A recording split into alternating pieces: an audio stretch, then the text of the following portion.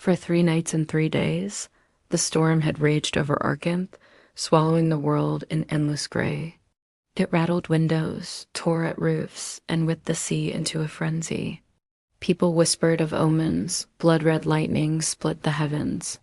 Flocks of crows abandoned their nests, and the rivers turned black with silt. All they knew what it meant. The prophecy was unfolding.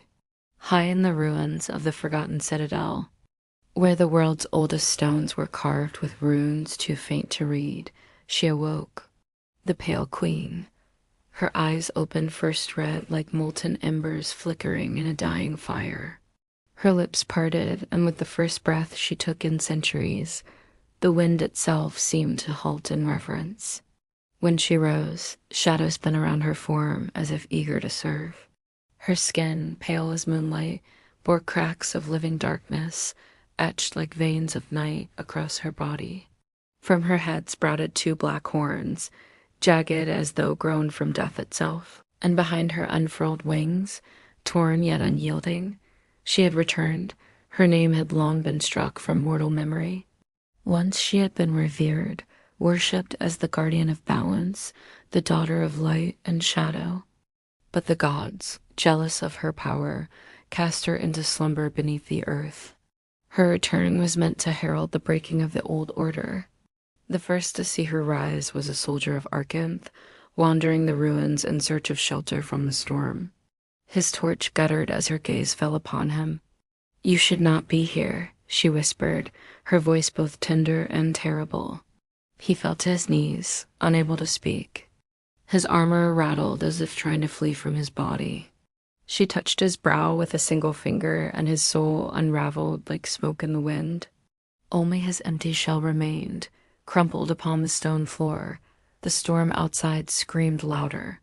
Far away in the citadel of men, King Dareth sat upon his iron throne, his face pale as the lightning flashing through his halls.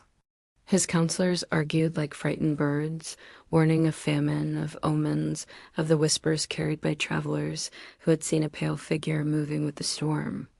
"They say she is no mortal woman," spoke the high priest, trembling.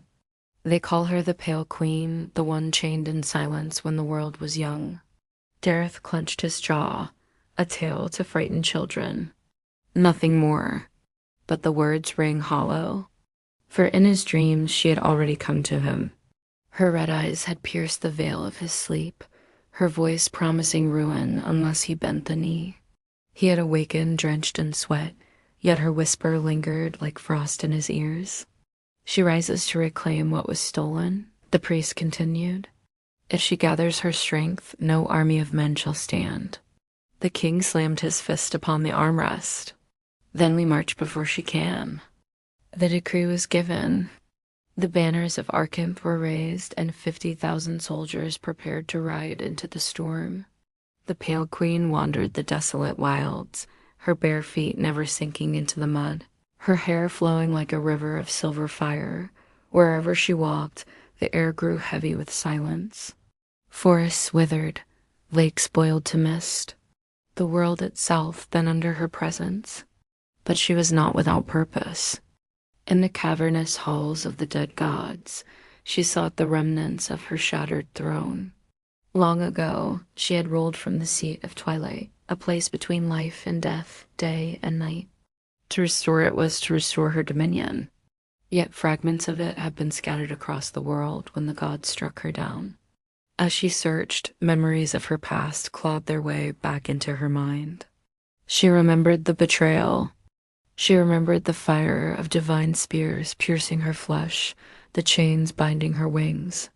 She remembered the cries of those who once loved her children, her worshippers, silenced by the decree of jealous gods. Her chest ached with something that was not quite grief, not quite rage, but something vaster, darker. And then she heard it, an army moving, the sound of steel upon steel, carried by the wind. They had come for her. On the plains of Ithras, the two forces met.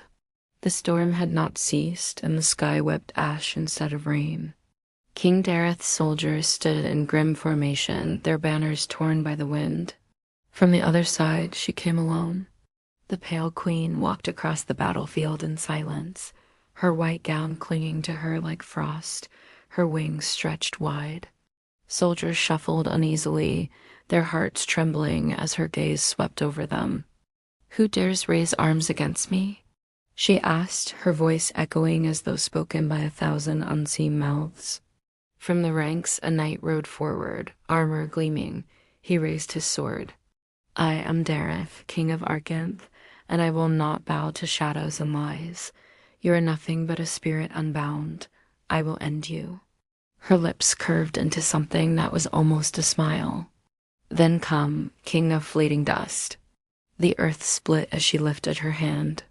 From the cracks poured shadow creatures, twisted forms with too many eyes and mouths filled with fire. They shrieked as they swarmed across the plain, consuming men as flame consumes straw. The king's army fought valiantly, but steel shattered against the Pale Queen's will. Spears splintered, arrows turned to ash mid-flight. Her shadows danced like wolves among lambs. When at last the king reached her, his sword raised high, she caught the blade with her bare hand. The steel hissed as though plunged into water. Her eyes met his, and in that instant, he saw the eternity of her sorrow, the depth of her fury. "You dreamt of me?" she whispered. "You knew this was always meant to be." His scream was swallowed by silence as she drew the life from his body, leaving nothing but a husk of armor. The field fell quiet. The storm began to wane, though the skies remained choked with ash. The surviving soldiers dropped their weapons and fell to their knees. None dared to look into her eyes. The Pale Queen stood among the carnage, her gown stained with shadows, her hair wild in the fading storm. The world was hers to claim again, but in her chest the hollow ache deepened. Victory tasted of ashes. She turned from the battlefield and walked toward the mountains where the fragments of her throne awaited. Each step carried her farther from what she had once been, goddess, guardian, mother, and closer to what she had now become, a sovereign of silence, a queen of ruin, the Pale Queen of Ashes. And as the first new dawn broke over the blood-soaked earth, all who saw it knew one truth: the age of men had ended. The age of the Pale Queen had begun. Thank you so much for watching. If you enjoyed this video, please don't forget to like and subscribe.